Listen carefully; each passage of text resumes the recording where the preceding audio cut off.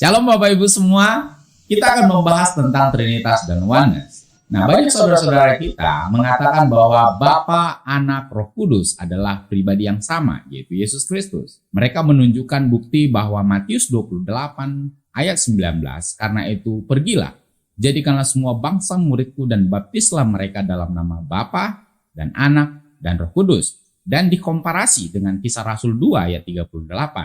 Jawab Petrus kepada mereka, bertobatlah dan hendaklah kamu masing-masing memberi dirimu dibaptis dalam nama Yesus Kristus untuk pengampunan dosamu. Maka kamu akan menerima karunia Roh Kudus. Nah, banyak saudara-saudara kita mengatakan ini adalah bukti bahwa Bapa, Anak, Roh Kudus adalah Yesus Kristus. Di Matius dikatakan, baptislah mereka dalam nama Bapa, Anak, dan Roh Kudus. Dan di dalam Kisah Para Rasul, Petrus membaptis mereka dalam nama Yesus. Nah, tahukah Bapak Ibu bahwa arti Kisah Rasul 2 ayat 38 bukan hanya sekedar membaptis dalam nama Yesus, tetapi menunjukkan orang yang dibaptis itu sebagai pengikut Yesus. Jadi kalau kita terjemahkan kembali, bertobatlah dan hendaklah kamu masing-masing memberi dirimu dibaptis sebagai tanda bahwa kamu adalah pengikut Yesus Kristus. Itu arti dari membaptis dalam nama Tuhan Yesus. Ingat kata nama. Di dalam Yohanes 16 juga dikatakan meminta dalam nama Yesus. Nah, pemahaman kita mungkin mengatakan saya meminta dalam nama Yesus, saya berdoa dalam nama Yesus, dalam nama Yesus. Termasuk juga mengusir setan dalam nama Yesus, dalam nama Yesus. Bapak Ibu, bukan hanya sekedar teriak-teriak, bukan hanya sekedar menyebutkan nama Yesus dalam doa kita, tetapi artinya adalah kita meminta supaya Kristus dimuliakan. Itu artinya bukannya sekedar kita berdoa, saya sudah berdoa dalam nama Yesus dan Tuhan akan mendengarkan doa saya. Bukan. Arti meminta dalam nama Tuhan adalah meminta untuk Tuhan dipermuliakan. Meminta dalam nama Yesus artinya kita meminta kepada Tuhan supaya Kristus dipermuliakan. Bukan hanya sekedar kita minta dalam nama Yesus atau sekedar kita tutup doa kita dalam nama Tuhan Yesus kami berdoa dan mengucap syukur. Bukan sekedar itu Bapak Ibu. Nah, ada juga saudara-saudara kita yang mengatakan bahwa terminologi Trinitas itu berasal dari Konsili Nikea.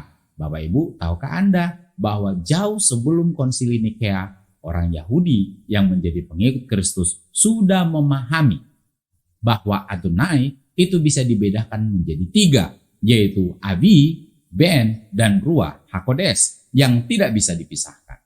Jadi dengan kata lain, jauh sebelum Konsili Nikea, orang-orang Yahudi yang menjadi pengikut Kristus sudah memahami bahwa Adonai yang mereka kenal dibedakan menjadi 3, Abi yaitu Bapa, Ben yaitu Anak, dan Ruach HaKodes yaitu Roh Kudus. Mau tahu ulasan lebih lanjut? Tunggu video.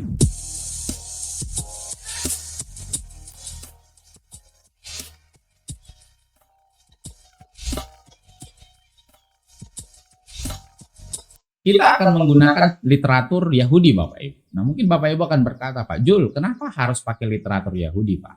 Nah Bapak Ibu semua, kita harus ingat bahwa akar dari kekristenan itu dari Yahudi.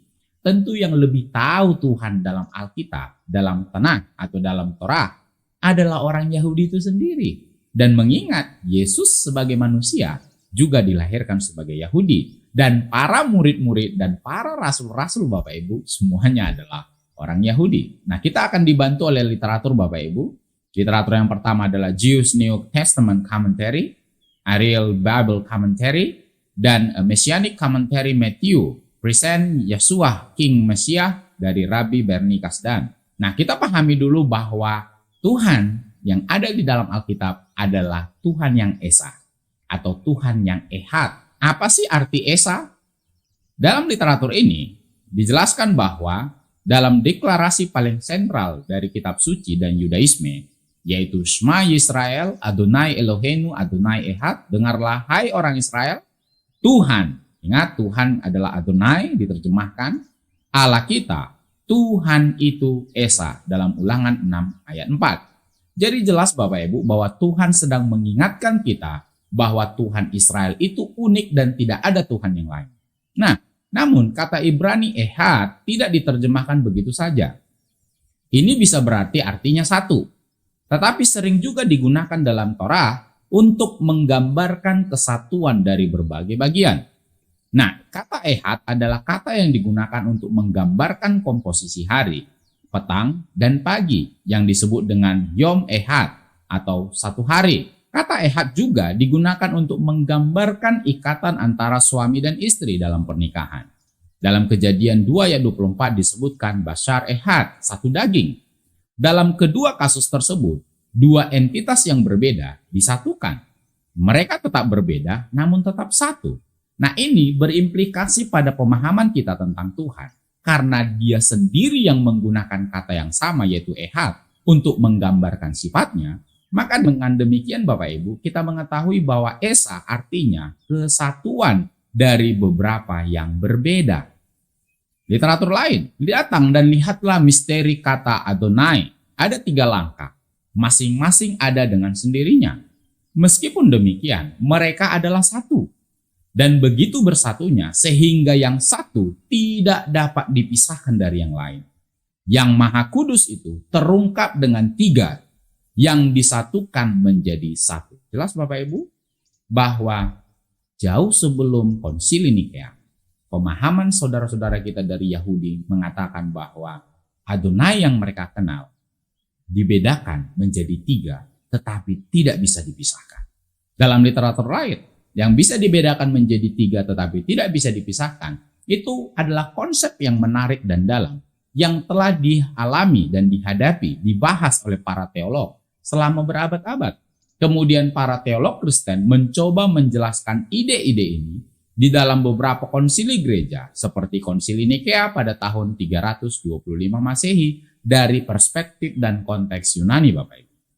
Sementara orang Yahudi sudah dengan jelas memiliki konsep trikesatuan Tuhan yang esa itu.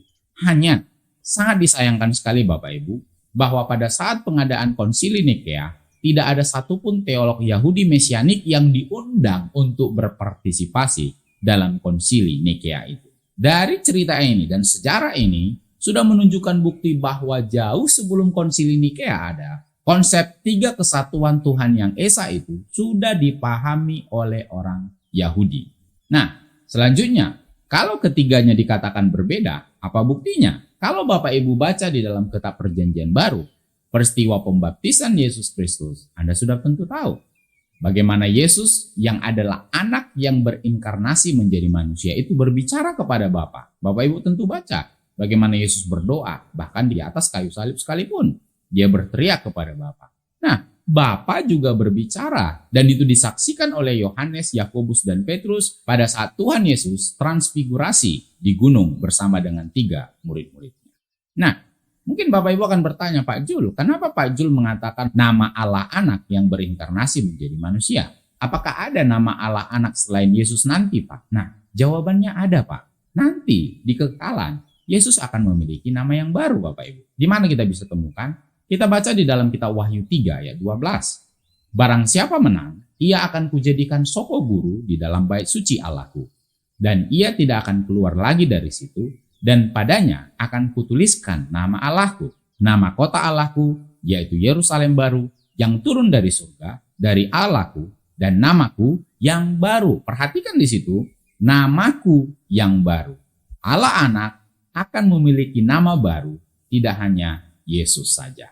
Anda mungkin akan bertanya, lah ini bukti bahwa Yesus tidak Allah Pak, karena Yesus pun memanggil Bapa Allah. Ada beberapa pemahaman Bapak Ibu bahwa Yesus lebih rendah dari Bapa katanya berdasarkan pemahaman mereka ketika Yesus mengatakan Bapa lebih besar dari aku.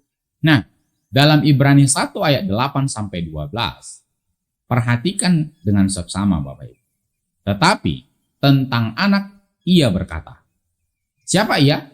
Ia itu adalah Bapa Bapak Ibu. Allah Bapa berkata, tahtamu ya Allah, otronosu oteos, engkau mencintai keadilan dan membenci kefasikan. Sebab itu Allah, siapa itu? Bapa, Allahmu, mu siapa? Anak, telah mengurapi engkau dengan minyak sebagai tanda kesukaan melebihi teman-teman sekutumu. Perhatikan Bapak Ibu, bahwa Allah Bapa memanggil Allah Anak juga Allah. Sama seperti Allah Anak memanggil Allah Bapa adalah Allah. Momen seperti ini. Sikatar kas Kyrie, pada mulanya Tuhan, perhatikan, Bapa memanggil anak sebagai Tuhan. Jadi ini menunjukkan bahwa Bapa dan anak itu setara dan sehakikat Bapak Ibu. Ayat pendukung lainnya di dalam Filipi 2 ayat 5 sampai 11. Hendaklah kamu dalam hidupmu bersama menaruh pikiran dan perasaan yang terdapat juga dalam Kristus Yesus, yang walaupun dalam rupa Allah tidak menganggap kesetaraan dengan Allah itu sebagai milik yang harus dipertahankan, melainkan telah mengosongkan dirinya dan mengambil rupa seorang hamba dan menjadi sama dengan manusia. Dan dalam keadaan sebagai manusia, ia telah merendahkan dirinya dan taat sampai mati, bahkan sampai mati di kayu salib. Itulah sebabnya Allah, siapa itu? Bapa, sangat meninggikan dia, siapa itu? Yesus atau anak, dan mengaruniakan kepadanya nama di atas segala nama, supaya dalam nama Yesus bertekuk lutut segala yang ada di langit, dan yang ada di atas bumi, dan yang ada di bawah bumi, dan segala lidah mengaku Yesus Kristus adalah Tuhan, bagi kemuliaan Allah Bapa. Jadi perhatikan Bapak Ibu, saya highlight di situ kesetaraan dengan Allah. Jadi Bapa dan anak adalah setara. Inilah sekaligus menjadi jawaban Bapak Ibu, mengapa Yesus mengatakan bahwa Bapa lebih besar dari aku, karena dia telah mengosongkan dirinya dan merendahkan dirinya sebagai manusia dan sebagai hamba Allah. Tetapi pada hakikatnya mereka adalah setara Bapak Ibu. Ternyata di luar ruang dan waktu dan di dalam kekekalan, Allah Bapa dan Anak berbicara dan berinteraksi. Itulah sebabnya Allah dikatakan kasih. Karena bagaimana Allah bisa dikatakan kasih kalau tidak ada yang dikasihi? Tentu Bapa mengasihi anak, anak mengasihi Bapa. Dan itu kita bisa temukan di dalam kitab Yohanes Bapak Ibu. Jadi sudah ada hubungan kasih yang kekal dan ilahi antara Bapa dan anak jauh sebelum ruang dan waktu ada. Jadi kalau begitu kita memiliki lebih dari satu Allah dong? Tidak, jawabannya tetap kita punya satu Allah. Karena seperti yang sudah kita bahas di awal tadi, bahwa kita orang Kristen dan Yahudi menyembah Allah yang Esa. Nah, ayat lain tentang keesaan Tuhan dalam Alkitab kita bisa temukan dalam Roma 3 ayat 30. Artinya kalau ada satu Allah, nah perhatikan lagi, satu Allah. Paulus menuliskan satu Allah. Dari mana kita bisa lihat bahwa konsep anak Allah bukanlah konsep yang dipahami seperti saudara-saudara kita yang dari Islam, yang mengatakan bahwa anak Allah itu tidak mungkin karena Allah tidak punya istri. Bagaimana dia bisa punya anak? Nah, dalam pemahaman Yahudi Bapak Ibu, anak Allah itu sama dengan Allah. Di mana kasus ini kita temukan? Di dalam Yohanes 10 ayat 33 sampai 36. Perhatikan yang saya highlight warna kuning Bapak Ibu. Anak Allah dipahami oleh orang Yahudi sama dengan Allah. Konsep pemahaman anak Allah dari Yahudi itu sangat berbeda dengan yang dipahami oleh saudara-saudara kita yang dari Islam. Nah, di dalam Yohanes 1 ayat 49, Nathanael berkata kepadanya, "Rabi, engkau anak Allah." Perhatikan di sini bahwa Yahudi sudah memahami konsep anak Allah jauh sebelum konsili Nikea.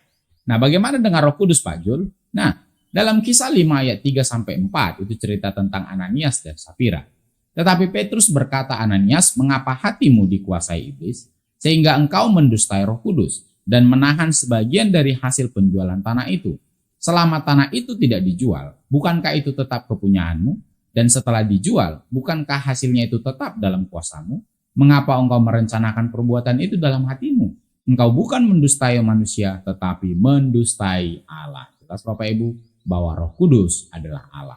Nah, itu Bapak Ibu bisa baca juga nanti dalam Kisah Rasul 28 ayat 25 sampai 27, 2 Korintus 3 ayat 7 sampai 8, dan tentu masih banyak referensi-referensi lain tentang Roh Kudus yang bisa Bapak Ibu temukan dalam Alkitab Perjanjian Lama dan Perjanjian Baru. Jadi Bapak Ibu, kita sudah belajar bahwa jauh sebelum Konsili Nikea pun rumusan Trikesatuan Allah yang Esa dalam Alkitab sudah ada. Jadi kalau Bapak Ibu yang merasa kurang senang, tanda kutip, dengan rumusan Bapak-Bapak gereja, ingatlah bahwa jauh sebelum Konsili Nikea, Trikesatuan, 3 kesatuan Allah yang Esa pun sudah ada. Jadi jangan katakan konsep Trinitas adalah konsep gereja, Karena itu adalah yang Alkitabiah. Jauh sebelum Nikea ada, pemahaman tentang tiga kesatuan Allah yang esa sudah dipahami oleh orang Yahudi, khususnya para pengikut Kristus. Nah, Tuhan bisa dibedakan menjadi tiga, yaitu Bapa, Anak, dan Roh Kudus. Abi, Ben, dan Ruach HaKodes. Tetapi tidak bisa dipisahkan. Dan kita juga sudah belajar bahwa Yesus adalah nama Allah Anak yang berinkarnasi menjadi manusia, bukan nama Bapa, Anak, dan Roh Kudus. Karena nantinya akan ada nama baru bagi Yesus di dalam kekekalan. Dari pembahasan kita ini, Allah Bapa, Anak, dan Roh Kudus itu bukan Yesus Kristus, karena terjadi interaksi antara Bapa dan Anak di dalam kekekalan. Tidak mungkin pribadi yang sama. Itu saja yang bisa saya sampaikan. Semoga ini bisa menjadi berkat. Tuhan Yesus memberkati.